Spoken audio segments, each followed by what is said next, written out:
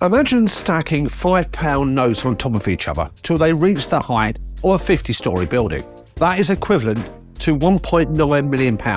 Now imagine that money being collected every single minute of every single day for 1 year. Well, that's the equivalent amount of money that the government collected in taxes in the United Kingdom. Of that, the four main taxes that impact on individuals and businesses, VAT, income tax, national insurance and corporation tax, accounted for approximately £1 million per minute of that revenue. Now that's a number that is going to be accelerating from 23-24 due to fiscal drag, a topic that was flagged up in last week's video. In this week's video, I'm just going to outline why we as business owners, whether our business is a private business, a not-for-profit, a charity, whether you're an individual arranging their own tax affairs, have a responsibility, and I don't use that word lightly, to make sure our affairs are managed such that we minimise the tax exposure we're succumbing to. Now, I'm not talking about evasion of tax, I'm not talking about hiding income, I'm not talking about overstating expenses, I'm not talking about any dodgy practices. Therein lies trouble, and in worst case, therein lies prison food for some period. What I'm talking about is something that we're all perfectly entitled to, perfectly responsible for, is managing our tax affairs effectively. In the world of business, tax is a cost, is a resource like anything else, and business owners need to manage their costs effectively so they can be here not just for now, but for the future.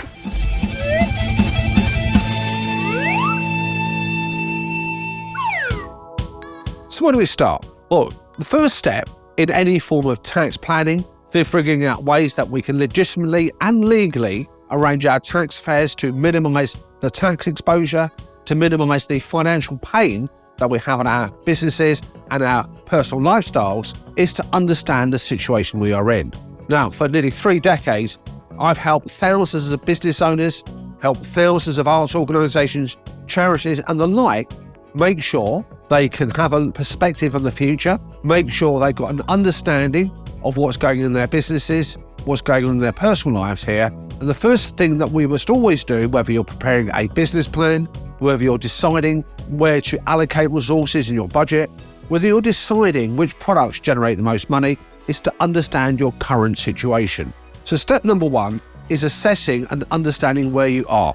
Now, if you own a company, then it's critical, not only do you assess what the company is up to, what your objectives are, where you want to end up, but you've also got to consider the link between the business and you as the owner of that business. The two connect to each other.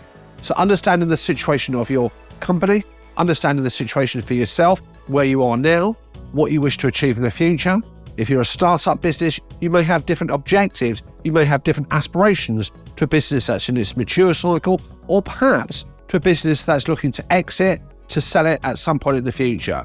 Different objectives, different aspirations, different lifestyles, different considerations all affect the tax planning that's affected. Now, this is an attitude that overspills also into the non-for-profit world as well. There are approximately 1,000 tax reliefs. Some of them are structural, some of them are actual reliefs that we can have to actually benefit from the resources that we're expending at the moment.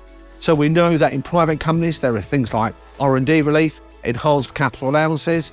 Those things also are available in the context of not-for-profit organisations.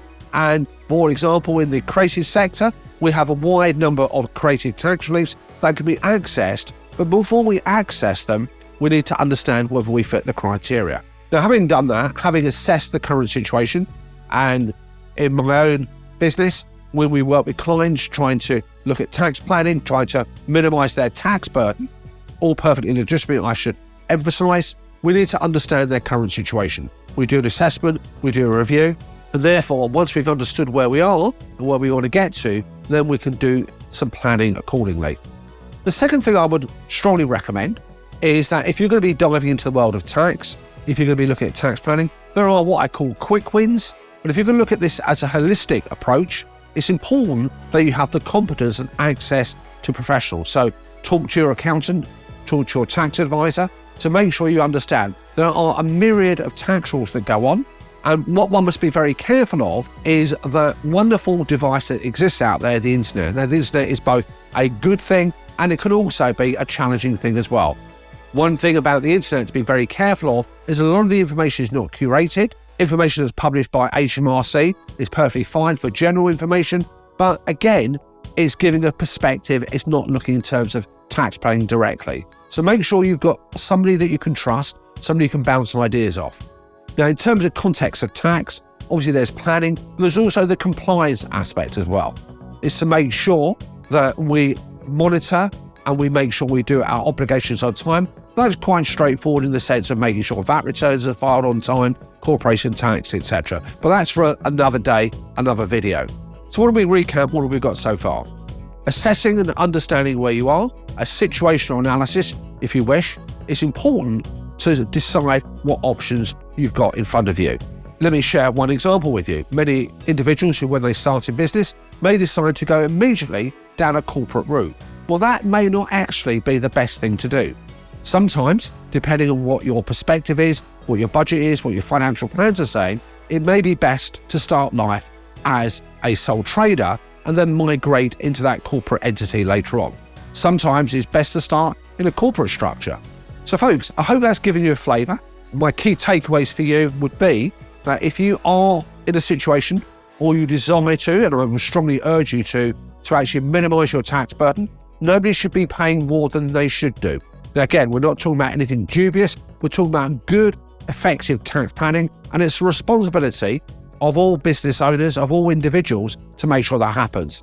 And if you're thinking, why should that be, Mahmood? Well, look at it this way. Tax is a cost. If you would manage your costs in terms of like utilities and other areas, you should also be doing the same in the context of your tax exposure, both for the company and for yourself as an individual. I hope you found that useful. I'd love to know your thoughts. Do you plan and do you consider how going forward, how you can manage and minimise your tax burden? And remember, from last week's video on fiscal drag, the situation is going to get much worse and there's going to be a big squeeze continuing. I'd like to hear your thoughts, and until next week, do that situational analysis, talk to your advisor, understand where you are, and if you need any help, drop us a line here at I Hate Numbers.